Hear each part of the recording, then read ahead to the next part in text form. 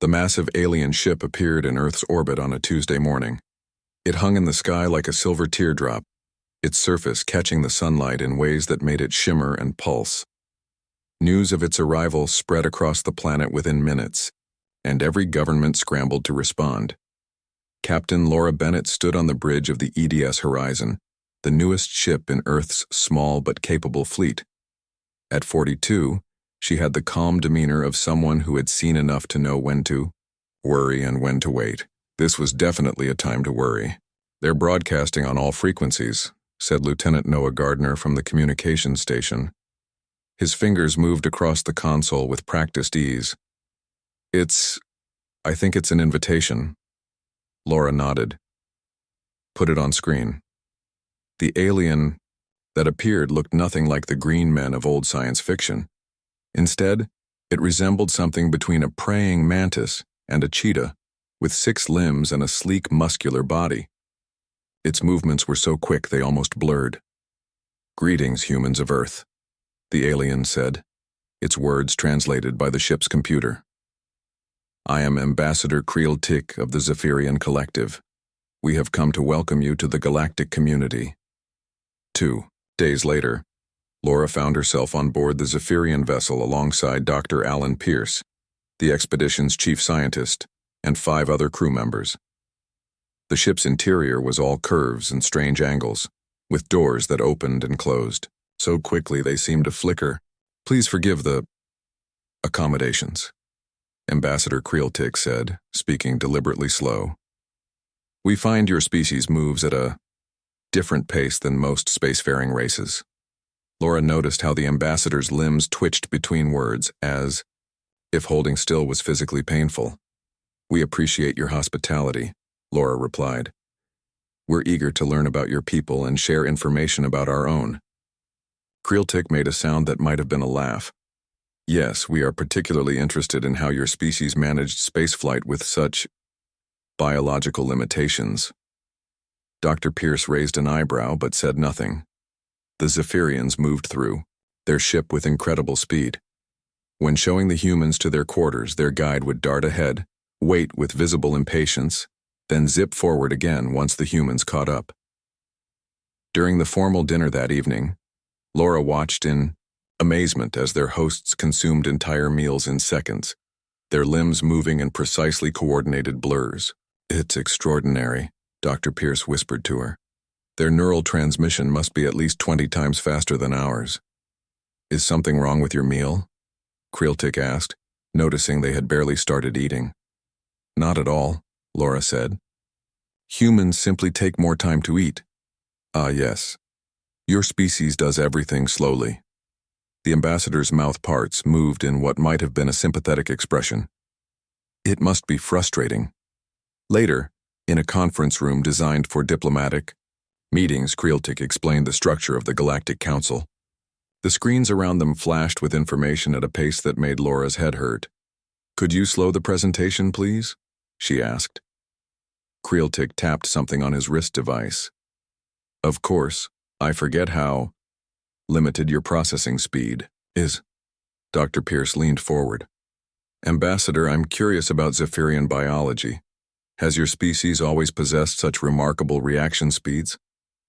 "We evolved as pursuit predators on a world with high gravity and dense vegetation," Creeltick explained, visibly proud.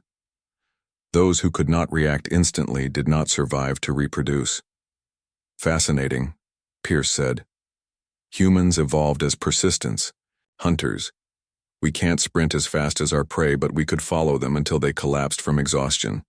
"How primitive," Creeltick said, "but certainly effective for pre-technological survival." Over the next 3 days, the humans were given tours of various parts of the ship. Everything was designed for beings who moved and thought at incredible speeds. Computer interfaces flashed and changed before human eyes could even register the information. Doors began closing the instant someone passed through, nearly catching Laura's sleeve more than once. On the 4th day, they were invited to observe a Zephyrian training exercise. What the humans saw left them speechless. The aliens moved through combat simulations so quickly their forms blurred. Their reaction times were beyond anything humans could achieve. Now you understand, Creeltic said afterward, why we were surprised to find your species had achieved spaceflight. Most species with your limitations never leave their planets. That evening, Laura called her team together in their quarters. They think we're stupid, Noah said bluntly. Not stupid, Dr. Pierce corrected. Just slow. And by their standards, we are. Laura paced the room, thinking. Being underestimated isn't always a disadvantage. We need to understand them better before we can show them what humans are truly capable of. The next morning, they were summoned to meet with a delegation from the Galactic Council who had arrived during the night. These new aliens were different species, but all moved with the same unsettling speed as the Zephyrians. We have reviewed the preliminary data, said one alien with golden scales and 4 arms. Humanity has been designated Class 3. What does that mean? Laura asked. It means, Creeltic explained slowly, that your species is considered worthy of trade and limited cultural exchange, but not full alliance status. On what grounds? Dr. Pierce asked, his voice carefully neutral. Another council member who resembled a tall blue insect answered, Your neural and physical response times are inadequate for meaningful cooperation in emergency situations. In coordinated defense actions, your ships would be targeted first as the weakest link. Laura felt her face grow warm, but kept her expression professional. We've defended ourselves successfully against numerous threats. Against other slow species, perhaps, Creeltic said, but the galaxy contains predators you cannot imagine. After the meeting, Laura found Dr. Pierce in their makeshift lab, running tests on tissue samples the Zephyrians had allowed him to collect. They're right about one thing, he said, without looking up. Their neural transmission is significantly faster than ours, but they're missing something important about human physiology. What's that? Laura asked. Pierce finally looked up, a hint of excitement in his eyes. They've only measured baseline reaction time.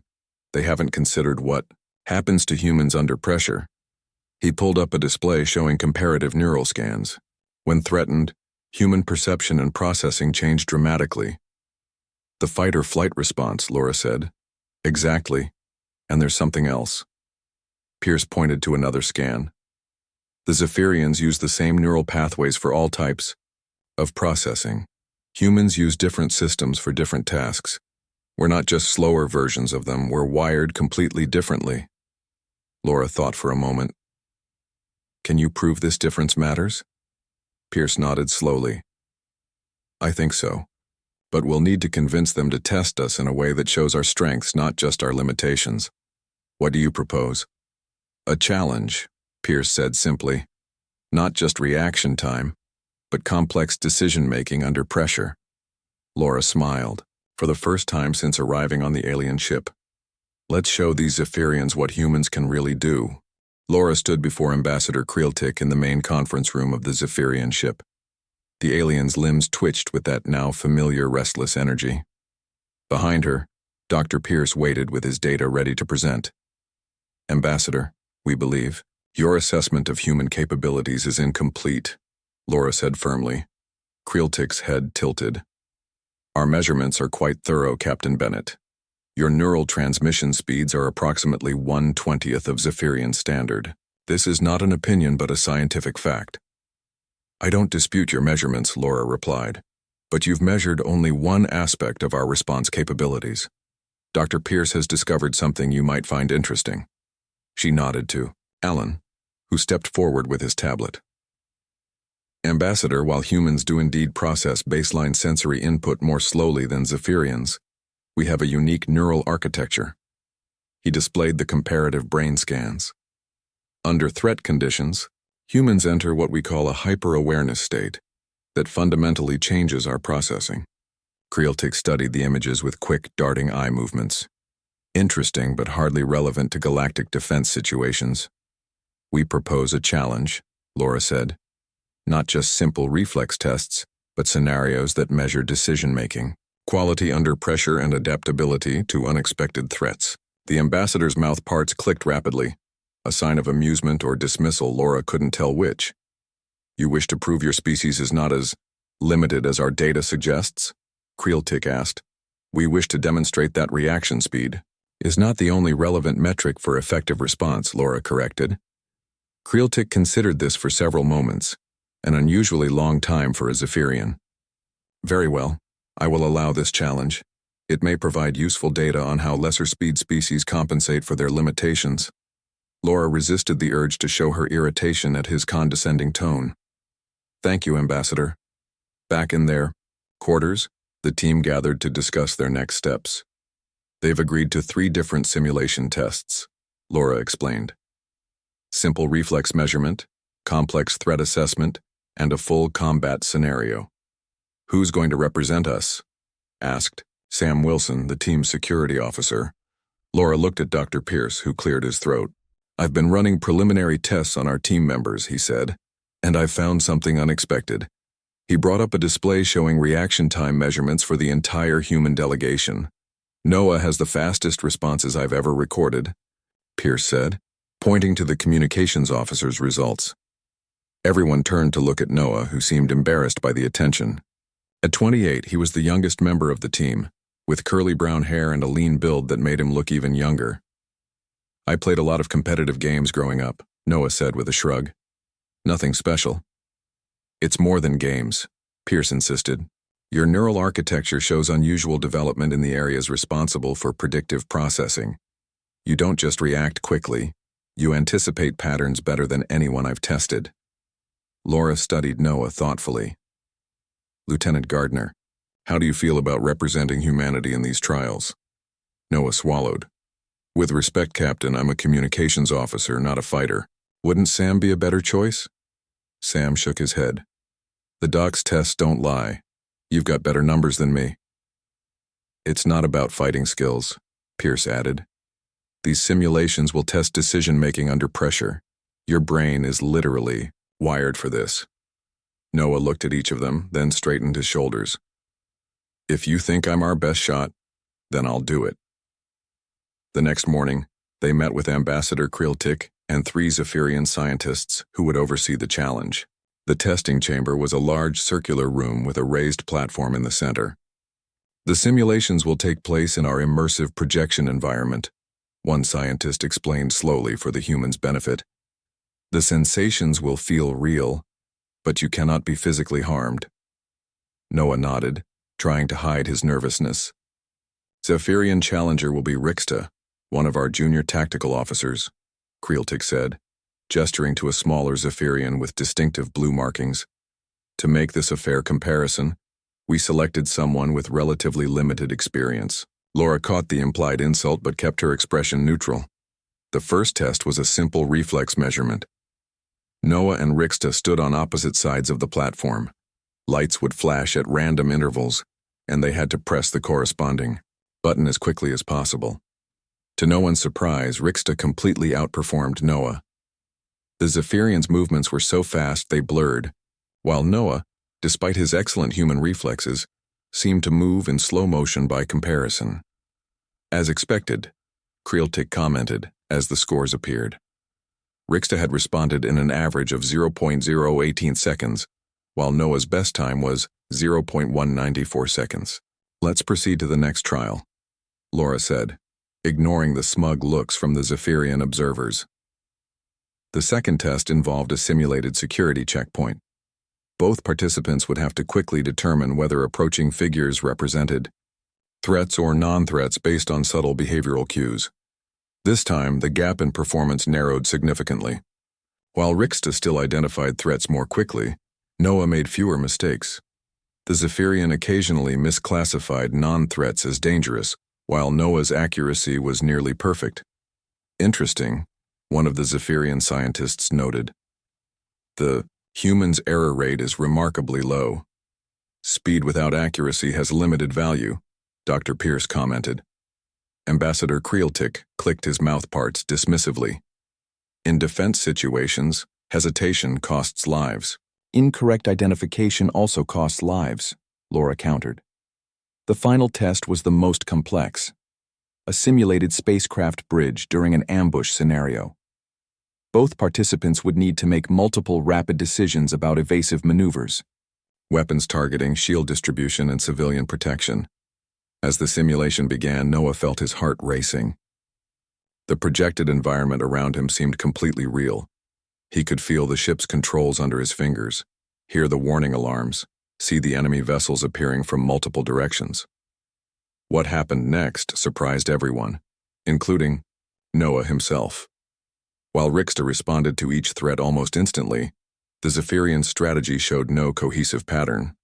Each decision was made in isolation, based solely on the immediate situation. Noah, however, seemed to develop an understanding of the attack pattern. After the first few moments of reactive defense, he began making proactive decisions, anticipating where threats would emerge next, positioning his shields before weapons fired and protecting civilian vessels that hadn't even been targeted yet. When the simulation ended, the scoring system showed something remarkable. Rixta had responded to threats in an average of 0.024 seconds. Noah's average was much slower at 0.217 seconds. But Noah's defensive efficiency score was 94%, compared to Rixta's 71%. More importantly, Noah had saved all civilian vessels in the simulation. Rixta had lost 3. The room fell silent as both Zephyrians and humans stared at the results. "How is this possible?" one of the Zephyrian scientists finally asked. Dr. Pierce stepped forward. Lieutenant Gardner wasn't just reacting to what had already happened. He was predicting what would happen next. He brought up Noah's neural scan on his tablet. Humans have evolved a remarkable capacity for pattern recognition. We don't just process what is, we constantly generate models of what will be.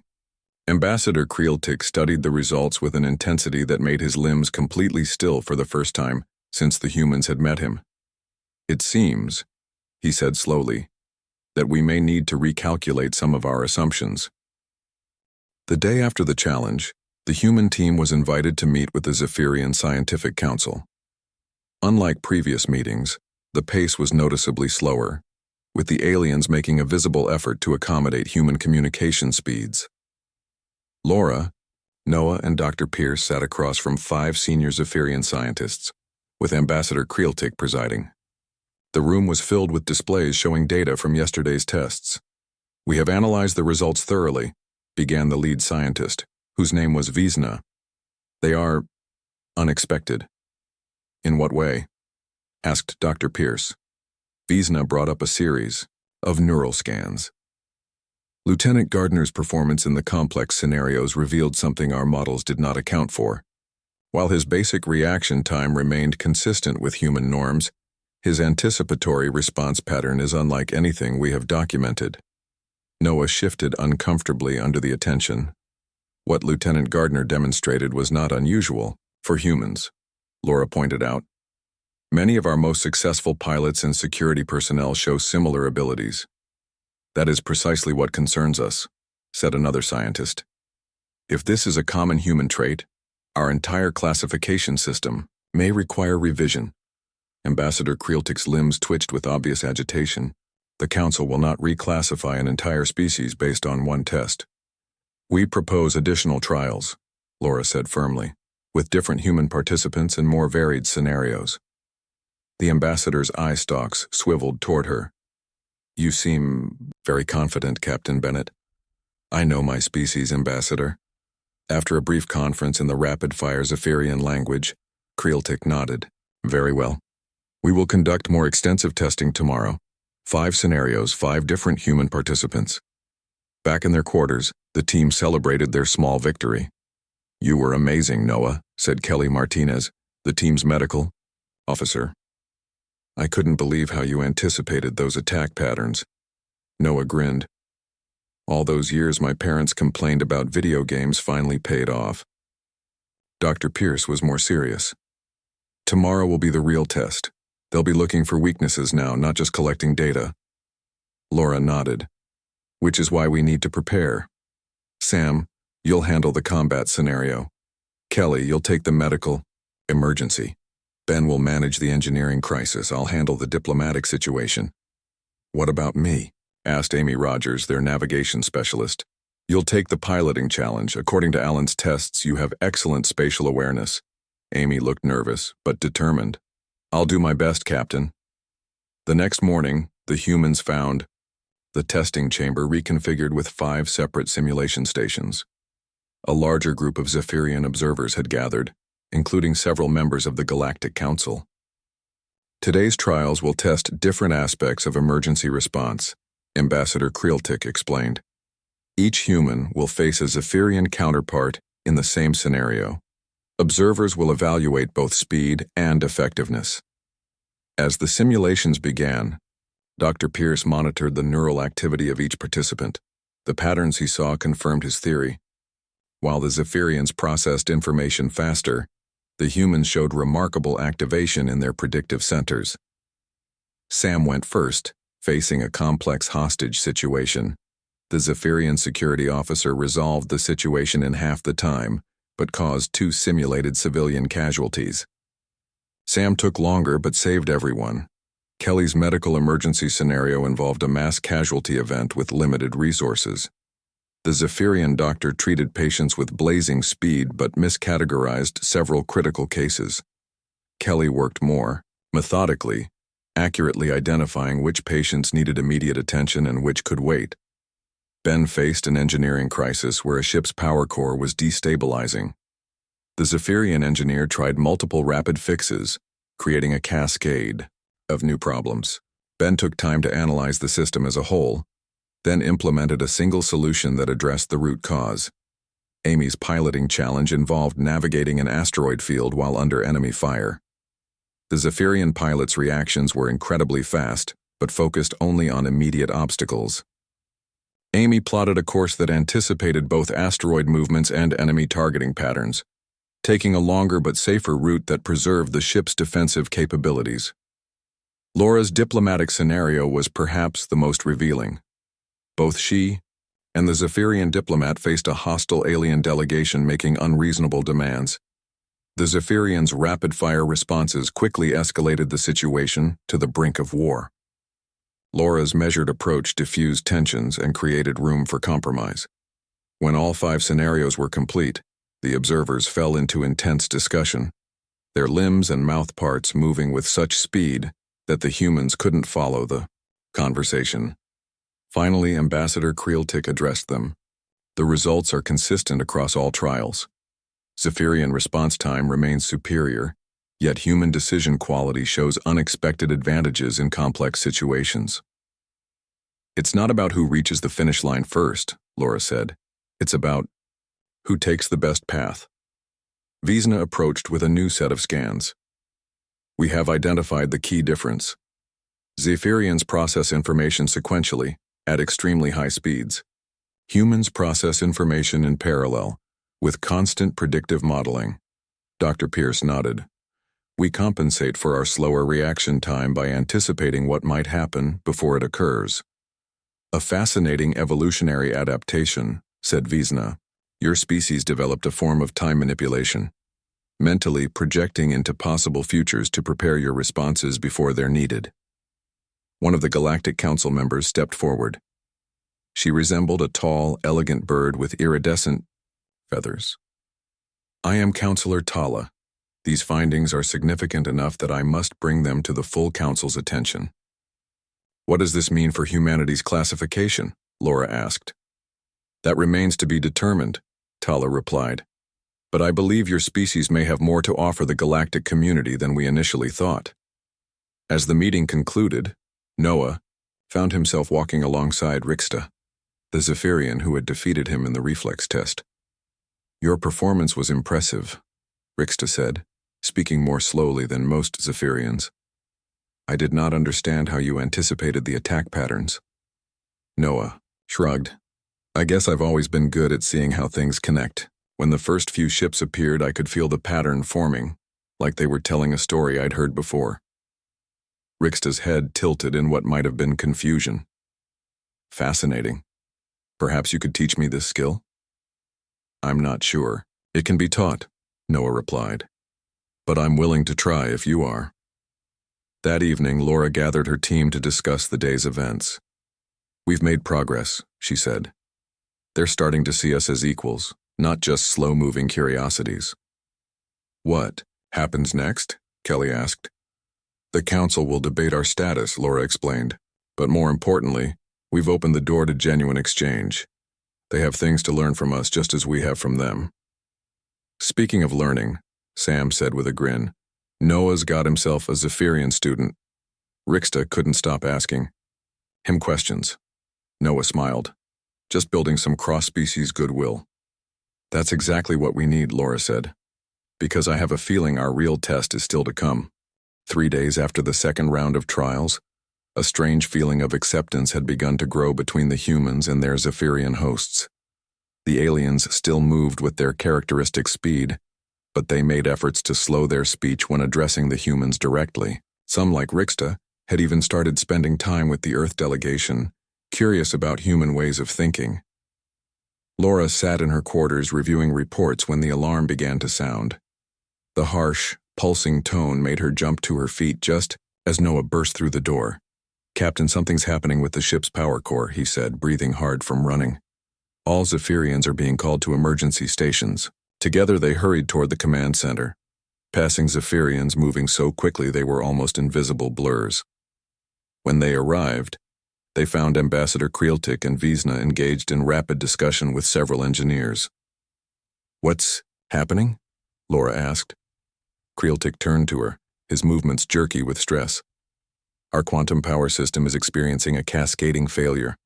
The system was stable one moment, then began generating feedback loops the next. Laura glanced at the display showing the ship's power grid. Even with her limited understanding of Zephyrian technology, she could see the spreading pattern of system failures. How can we help? She asked. This is not your concern, Kreeltik said dismissively. Please return to your quarters for safety. Dr. Pierce, who had just arrived with Ben and Amy, studied the displays with intense focus. Ambassador, I think we should stay. Your engineers are responding to each individual failure point, but the pattern suggests a systemic issue. One of the Zephyrian engineers chittered angrily. The human does not understand our technology. Each failure must be contained immediately. That's like plugging holes in a dam while the water keeps rising, Ben said, stepping forward. You need to address the source of the pressure. Before Kreeltik could respond, a violent shudder ran through the ship. The lights flickered and several displays went dark. Containment failing in sectors 3 through 7, reported a Zephyrian at one of the consoles. Estimated time to catastrophic failure, 4 minutes. Evacuate all non-essential personnel to the escape pods, Kreeltik ordered. Begin emergency shutdown procedures. Laura caught Vesna's eye. Let us help, please. The scientist hesitated, then nodded. The ambassador is coordinating evacuation. I will show you the system diagnostics. As Vesna brought up the complete system overview, the human team gathered around. The display showed a complex web of energy pathways with cascading failures spreading like cracks in ice. Noah stared at the pattern, his eyes moving rapidly across the display. This reminds me of something, he said softly. It's like a cascade overflow in network protocols. Ben nodded excitedly. You're right, it's a feedback loop. Each time they fix one point, the energy redirects and creates 2 more problems elsewhere. The system is trying to maintain equilibrium, Dr. Pierce added, but it's overcompensating. Noah turned to Vesna. Your quantum core, it modulates its output based on demand, right? The scientist's eye stalks quivered in surprise. Yes. How did you know? The pattern, Noah explained quickly. I've seen similar behaviors in adaptive systems. The core is sensing the emergency responses as increased demand, so it's generating more power, which creates more failures. Another violent tremor shook the ship, stronger than the first. Warning signals flashed across all displays. 2 minutes. To catastrophic failure, came the update. Emergency shutdown procedures ineffective. Laura looked at her team. Ideas? Noah and Ben exchanged glances. We need to break the feedback loop, Ben said. How? Vesna asked. The shutdown commands are being rejected by the system. Noah's eyes lit up. We don't shut it down, we overload it. That would destroy the ship. one of the engineers protested. Not the whole system, Noah clarified. Just selected subsystems. If we deliberately trigger failures in specific points, we can create a counter pattern that disrupts the cascade. Ben was already working at a console, like using controlled fires to stop a wildfire from spreading. This is madness, the Zephyrian engineer said, his limbs moving agitatedly. You would deliberately damage our systems? They're already failing, Laura pointed out. What do we have to lose? Vesna looked at the countdown timer, now showing less than 90 seconds, then at Creeltic, who had returned to the command center. Ambassador, the humans propose an unusual solution.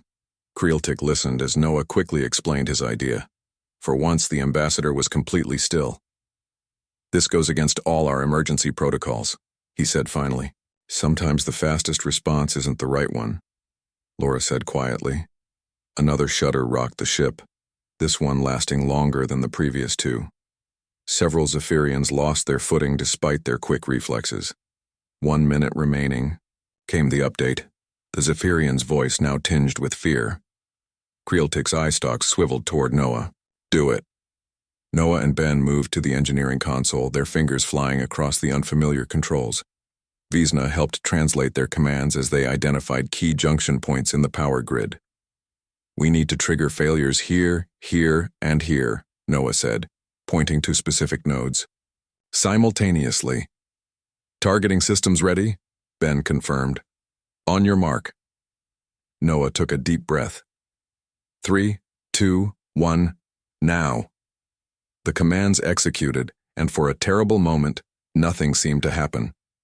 Then the ship lurched violently, throwing everyone against the nearest wall or console. The lights went out completely, leaving only the red emergency illumination. Status report. Creeltic demanded when the ship stabilized. A Zephyrian engineer worked frantically at his console. Quantum core output dropping. Cascade failures. Stopping? I don't understand. The pattern is breaking down. Gradually, the emergency lights stopped flashing. The main lights flickered back on, dim at first, then brightening to normal levels. Power stabilizing at 40% capacity, reported another engineer, disbelief evident in his voice. The cascade has been halted. Noah sagged against the console, exhaustion overtaking him now that the adrenaline was wearing off. Ben clapped him on the shoulder, grinning broadly. It worked, Laura said, unable to keep the pride from her voice. We broke the feedback loop. Vesna was already analyzing the data. Fascinating. By creating deliberate failures in these specific subsystems, you created an interference pattern that disrupted the cascade. This approach would never have occurred to us.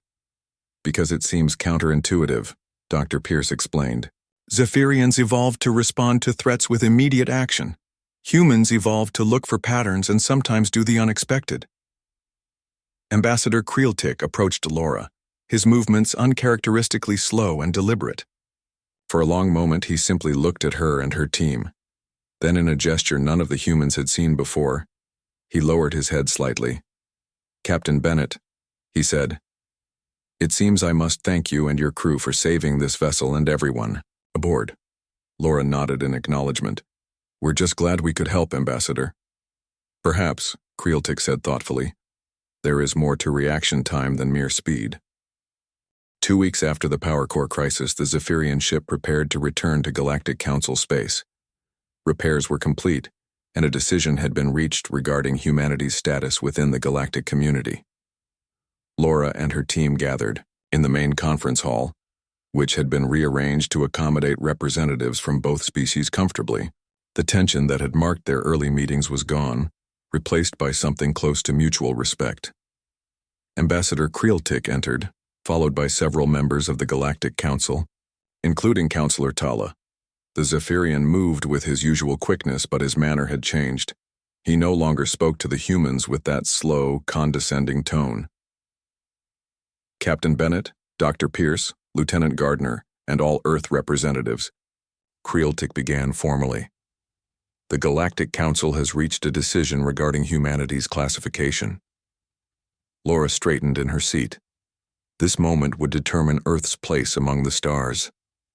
Based on the evidence presented during your trials and your actions during the recent crisis, the Council has voted to upgrade humanity from Class 3 to Class 1 status. A murmur ran through the human delegation. Class 1 was the highest designation, reserved for species considered full and equal members of the galactic community. Furthermore, Creeltic continued, Earth has been invited to join the Galactic Defense Initiative. Your unique problem-solving capabilities and pattern recognition skills would be valuable assets to our joint security efforts. Laura could hardly believe what she was hearing. They had hoped for an improvement in status, perhaps to Class 2, but this exceeded all expectations. Thank you, Ambassador, she said when she found her voice. Earth is honored by this recognition. Counselor Tala stepped forward, her feathered form elegant in the ship's lighting. This decision was not made lightly, Captain Bennett. Your species has demonstrated capabilities that complement our own in unexpected ways. Dr. Pierce smiled. Different evolutionary paths leading to different but equally valuable adaptations. Vesna, who had become something of a friend to the human scientists, nodded enthusiastically. We have begun a research program to study human predictive cognition. With your permission, we would like to establish a scientific exchange. Of course, Laura agreed. We have just as much to learn from you. There is another matter, Creeltic said. Lieutenant Gardner's insights during the power core crisis have prompted our engineers to redesign several key systems. We would like him to remain as a consultant during the implementation phase. Noah looked surprised. Me? Your pattern recognition abilities are exceptional, even for a human, Vesna explained. And you have already developed a working relationship with Rixta, who will lead the engineering team. Laura glanced at Noah. It would mean months away from Earth, but the opportunity was unprecedented. It's your decision, Lieutenant, she said. Noah thought for a moment, then nodded. I'd be honored to stay and help. Excellent, said Creeltic. The rest of your team will return to Earth as planned to begin preparations for the formal alliance ceremony. As the meeting concluded, Laura found herself walking with Counselor Tala through the ship's observation deck. The view of Earth through the large windows was breathtaking, a blue jewel against the blackness of space. Your world is beautiful, Tala remarked. It's our home, Laura replied simply. We've spent our entire history there dreaming of the stars. And now you've reached them. Tala's feathers rustled softly. May I speak frankly, Captain? Of course. Not all council members were convinced by your demonstrations. Some believed they were merely clever tricks, not representative of true human capabilities. Laura frowned. What changed their minds? The power core crisis. That could not have been staged or prepared for. When your Lieutenant Gardner proposed a solution that our finest engineers considered madness, and when that solution worked, the skeptics could no longer deny your species' value. Sometimes the best ideas sound crazy at first, Laura said with a small smile. Indeed. Tala made a soft trilling sound that might have been laughter. I must confess, when I first reviewed the data about your species, I thought the classification error was in the other direction. I wondered how such slow creatures had achieved spaceflight at all. We may be slow, Laura said, but we're persistent, and we see patterns where others might not look. 6 months later, Noah stood on the bridge of the newly commissioned Earth Zephyrian joint patrol vessel, the Horizon 2. As executive officer, he worked alongside Captain Rixta, who had risen quickly through the ranks following their successful collaboration on the power core redesign. Quantum drive ready for activation, reported Amy Rogers from the navigation console. She had joined the crew along with several other humans who had specialized training in pattern analysis. All systems stable, confirmed a Zephyrian engineer. No feedback anomalies detected. Rixta turned to Noah. Are you ready for our first joint patrol, Executive Officer Gardner? Ready when you are, Captain, Noah replied with a grin. The ship moved smoothly into position, then disappeared into quantum space, beginning the first of many patrols by the new joint fleet. On Earth, Laura, now Admiral Bennett, watched the launch from Galactic Alliance headquarters in Geneva.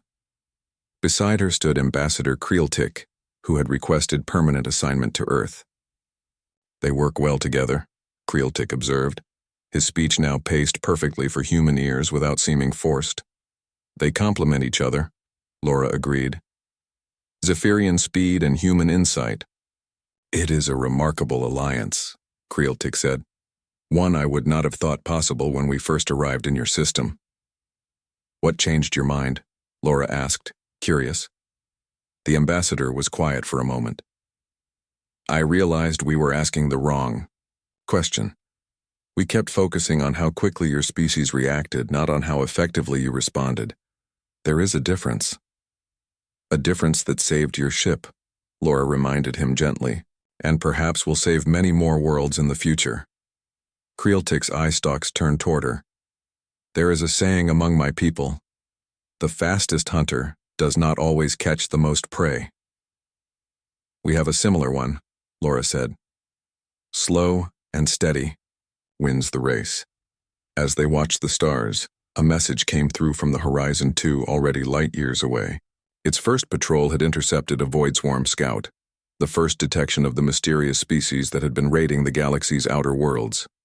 Thanks to the human pattern recognition specialists, they had not only stopped the scout but had decoded enough of its navigation data to predict the location of the main Void Swarm fleet. "It seems," Creeltic said as they reviewed the report, "that your Lieutenant Gardner has proved humanity's value yet again." Laura smiled. "It's not about being the fastest. It's about seeing what others miss." Outside, the stars shone brightly in the night sky. Among them now flew ships crewed by humans and Zephyrians working together, combining the best of both species. It was just the beginning of a partnership that would reshape the galaxy, founded on the surprising discovery that sometimes being slow had its advantages.